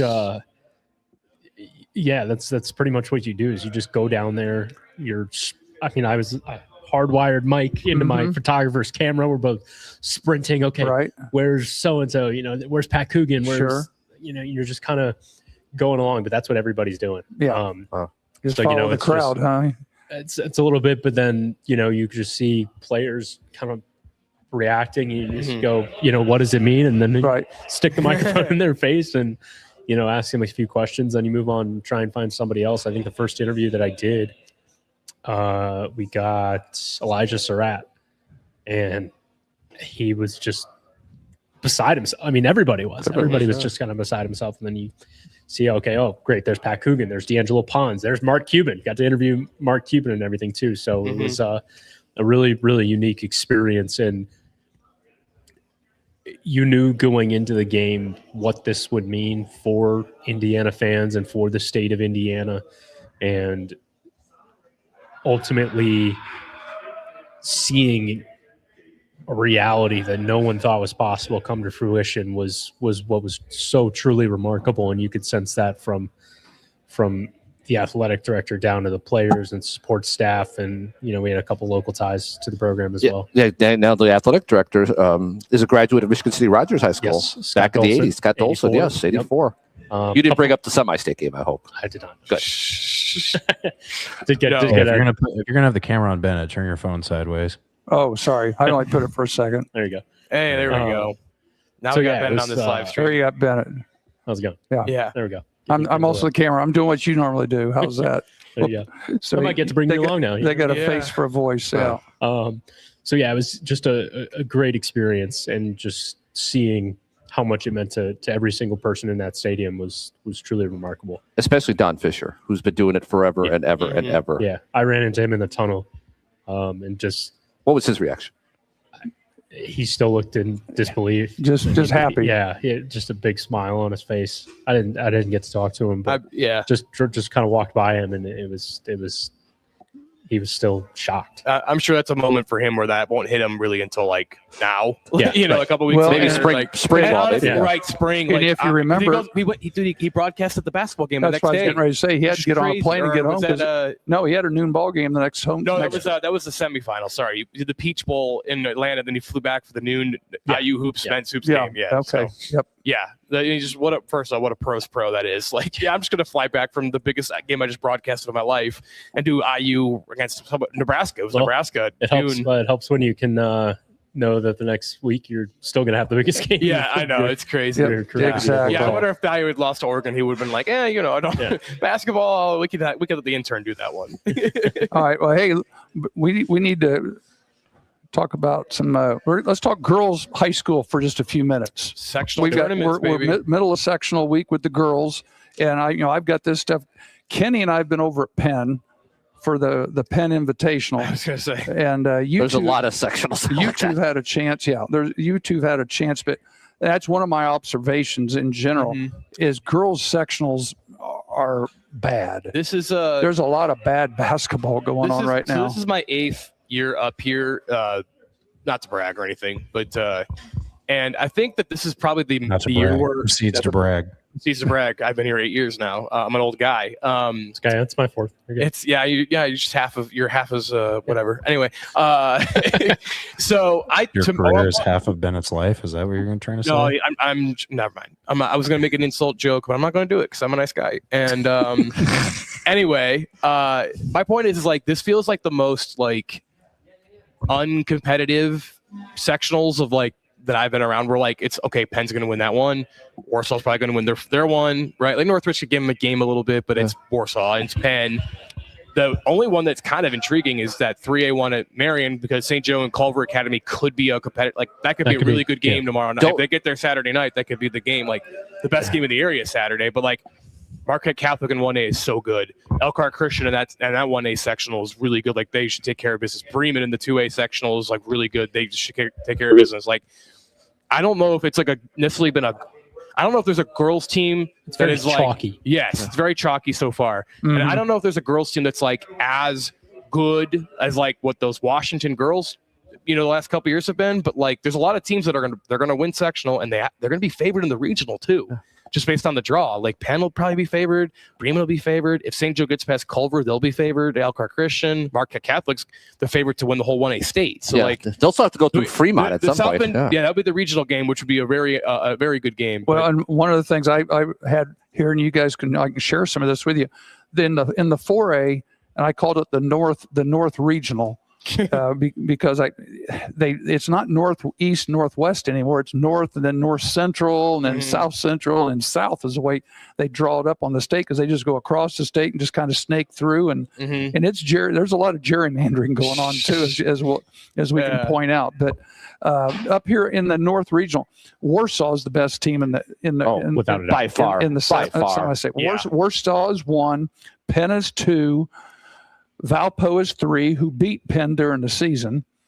They're all, and Warsaw's in the same section with Northridge, who's 4. Right. So really the only competitive sectional up here is Warsaw and Northridge. They're considered 1 and 4. Yeah. One of them's not going to be around. Yeah. And then Crown Point, who's very good, is the 5th best team statistically in the 2 regionals that will feed the North, that will go into the North semi-state. And especially too when it comes to Warsaw and Northridge, it's and they're a conference. It's they've played some unbelievable games over the last couple of years, but Warsaw's on another level. Yeah, Warsaw's on a different level this year. Northridge doesn't have their star guard, Ken Connolly. That really, I mean, obviously, literally, it hurts them, but it very much hurts them. It's so I mean, definitely Northridge, especially because they're such a good defensive team and they really do play as a unit. So that can definitely come in handy, and they have a size advantage over Warsaw. But when you have 3 college level guards, 2 of them playing Division I, that makes a massive difference. Warsaw, like, they're going to likely play Valpo in that regional. If Lily Barnes for Valpo goes off, like, she's good. It's about the only chance I think they don't have. And Warsaw will be playing that game on their home floor because they're a regional host.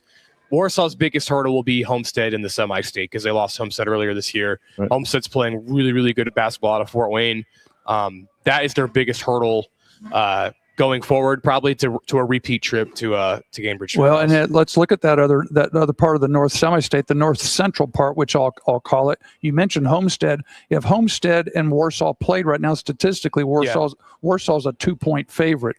Warsaw and Norwell are the best 2 teams over there, and they're in the same sectional at Fort Wayne Southside. I think Homestead Norwell will play tomorrow night or Saturday. It's either tomorrow night or Saturday night. I forgot how the bracket shook out. Saturday. But that might be the best. Whenever they play, that's one of the best games in the state. Yeah, like exactly. Week. That could easily be a semi-state game. 100%. Correct. And Norwell is the defending 3A state champ. They're only up 4A because that's over at Fort Wayne Southside. Down at Carmel, the next best 2 teams. Said Friday is 6, right? Is it the Friday game? Yeah, it's Fort Wayne, and Norwell. Is that what you're saying? Norwell and Homestead. Homestead. Are they in opposite brackets? This says it's Huntington North and Homestead. Okay, so that means they'll play Saturday night game then. All right. Yeah. Down at Carmel, HSC I'm on and John Harrell's website, by the way. Good. Well, stay there. Harrell's website. Stay there. HSC and Westfield are the next 2. They're 3 and 4. They played Tuesday night. Yeah. And so Westfield's already out. If only we could 60-46. If only we could seed this thing or something, you know. Yeah, that would be an argument for seeding. It's too crazy for this state. The name up that we talk about up here most we've seen recently is Fort Wayne Snyder. They're 5. They're over at Carroll, and then over at Lafayette, McCutcheon is 6. So believe it or not, Snyder's the 5th best team. Yeah, there's some good team. I mean, it really does feel like the North comes down to Homestead, Warsaw. Yeah. Just overall, like the Northern Indy teams aren't as strong this year. They're good, but they're not as like a Lawrence North was, a couple years other than the South anyway. But it feels like it's Warsaw and Homestead. You hope that the draw works where they get to play in the final of the semi-state and not the semifinal. Right. But we'll see. Well, and in 3A, Pike's 22-1. Pike's really good. Pike. They're number one. I think they're they go south. They're south. Yeah, they go south. So that would be a state finals game. Yeah, exactly. In 3A, Tippy Valley is the place to be. The 3 of the best 4 are at Tippy Valley. Columbia City's been the name.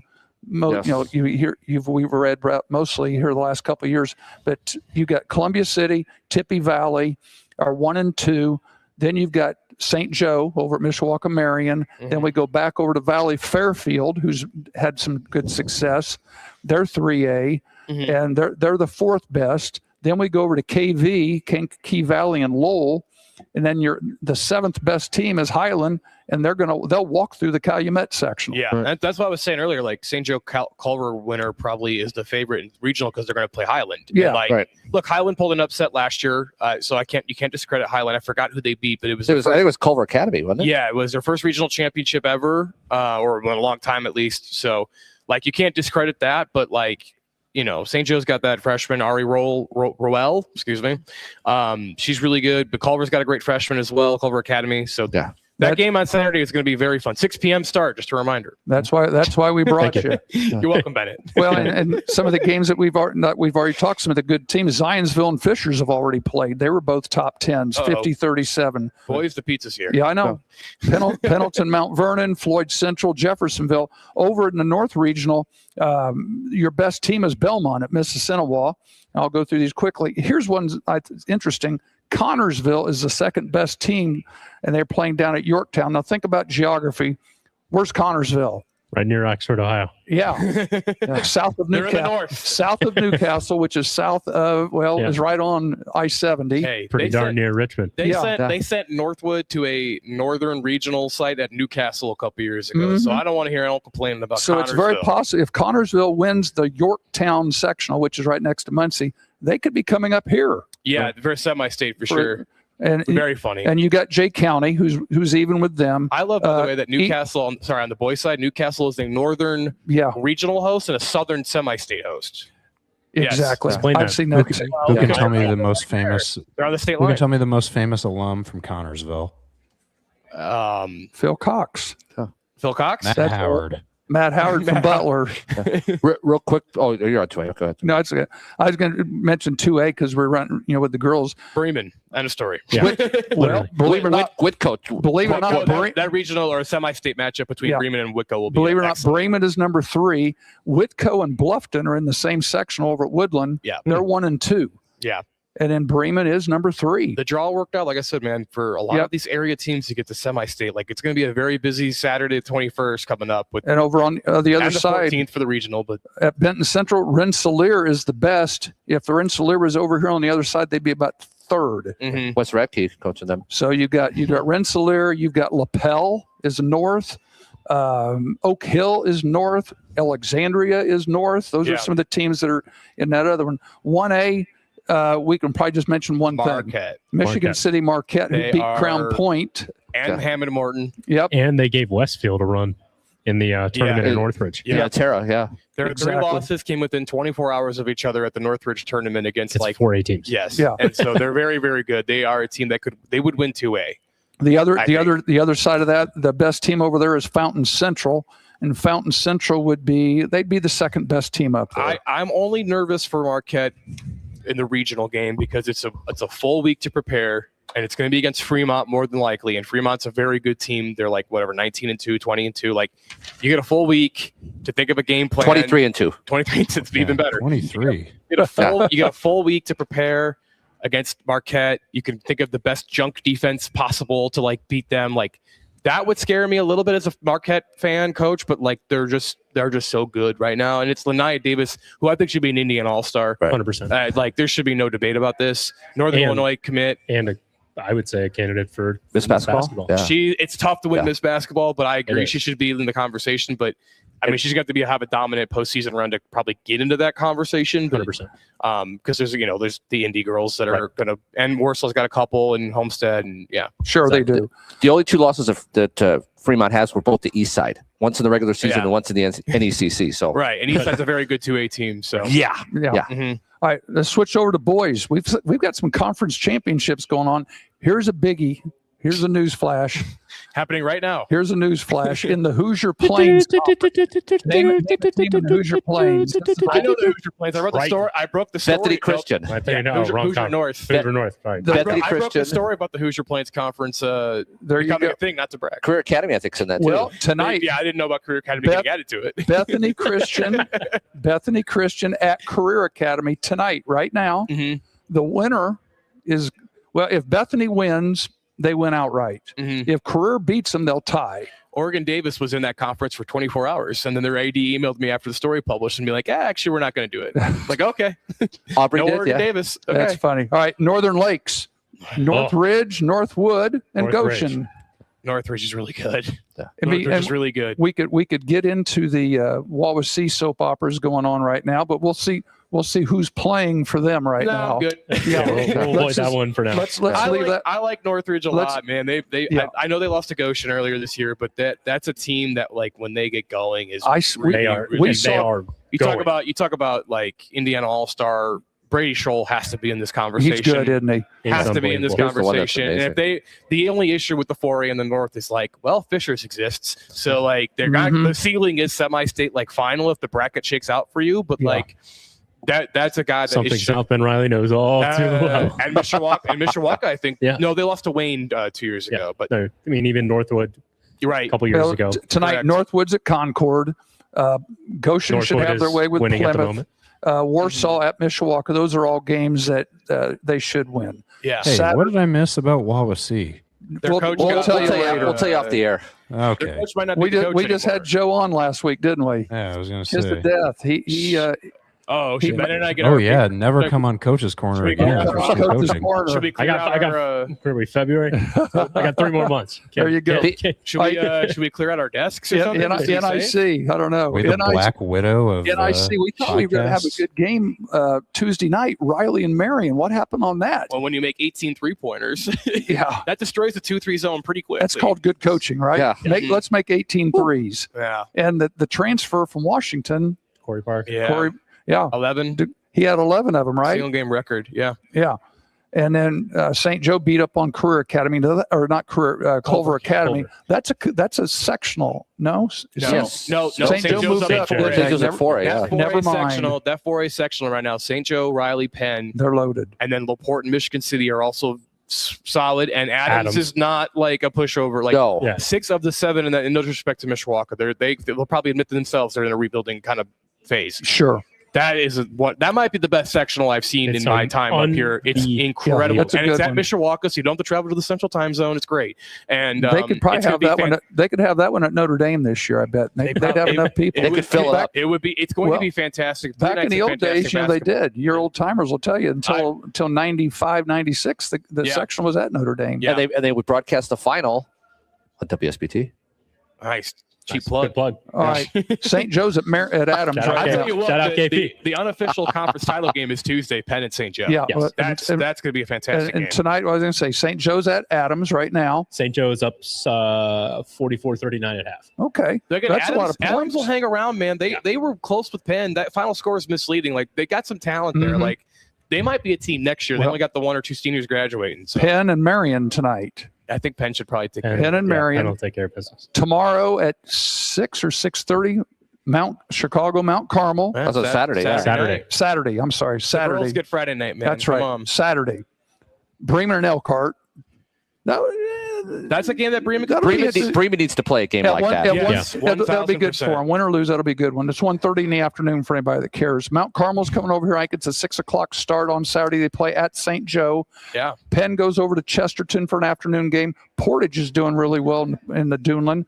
I think there's a there's a dueling battle tonight. I think it's Portage and Crown Point. Yeah. I'm genuinely intrigued what the St. Joe crowd will look like for that Mount Carmel game, because the girls basketball team is probably playing for a sectional title at the same time. Yeah. So I know where Stephen Anthony will be. Hey, the game against Mount Carmel is on CW locally. Is that on there? Okay. That's what you're not to plug the competitors. Thank you for coming tonight. I saw that the other day. Yeah, they did that last year. So it's on the CW. Okay, so you people CW 25. Then CW 25. That's local. Now I don't know if it'll be CW in Indianapolis. No, it's just CW 25. Okay. Last year will it be in the DFW area? You have to pick it up. You have to pick it up on the computer. TV, YouTube.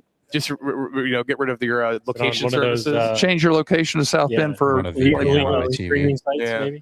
Yeah. Oh yeah, I can get on a buff stream. There you go. Portage. Okay, Tuesday night. Penn at St. Joe. That should be fun. Adams at Riley. That'll be a fun one. Great game as well. Mm-hmm. That'll be a fun one. I think St. Joe is. I know I've said this couple of those college teams. I think St. Joe is figuring it out as well. I mean, the Roseman injury is tough for them. They're starting point guard. Yeah, they pulled the plug on him, didn't they? They've shown that they're really good. Figured it out. And Ryder Place, I will say, has done a great job stepping up. Yes. And typically, he was on a bench role last year. Yeah. Really stepped up. They're not as good as they were last year, but because that team was just special and that team was awesome. But in my mind, they are the favorite right now in that sectional. But I mean, as we talked about, any one of those six could really mess around and win that thing. So it's going to be compelling basketball for 3 or 4 nights at the Cave. Yep. So, except sadly when the Cave in play, but that's okay. we still love Mishawaka. They may have to put up the sold out signs. I think at the Cave. They might have to. Get your tickets early. That'd be interesting. That 100th anniversary game last year was one of the cooler environments I've been in. That was a fun day. They had pretty much a sellout for that. That was really cool. They sure did. Hey, Scott, it's time to go. Our pizza's getting cold. We want to thank everybody tonight, the people here at Corby's. I want to thank the three of you for coming in here. When Pat texts you got to respond. I appreciate that. Let me get a couple comments that Q left, because that's good. He's yelling about he's always popping off in the chat. So he says the lower participation in girls hoops this season is being felt like a sledgehammer.